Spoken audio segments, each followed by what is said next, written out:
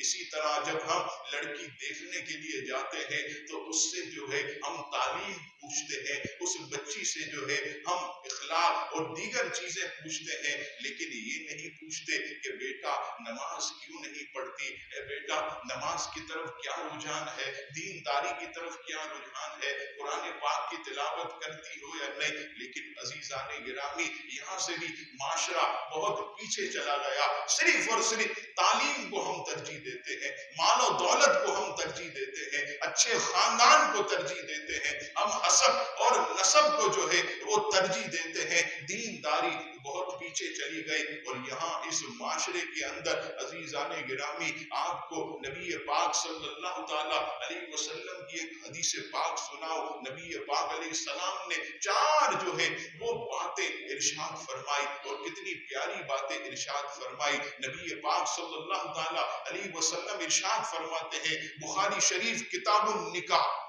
حدیث نمبر 5090، اللہ اکبر، حضور علیہ السلام فرماتے ہیں کہ عورت سے نکاح 4 باتوں کی وجہ سے کیا جاتا ہے۔ اور آپ دیکھیے یہی 4 باتیں آپ کو نظر آئیں گی جو 1400 سال پہلے حضور علیہ السلام نے ارشاد فرمائے۔ آپ علیہ السلام فرماتے ہیں کہ لڑکی سے نکاح 4 باتوں کی وجہ سے کیا جاتا ہے۔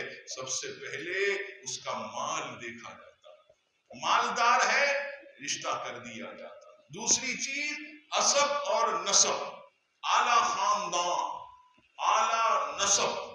تیسری چیز حسن و جمال، خوبصورتی، اور فرمایا چوتھی چیز یہ دینداری۔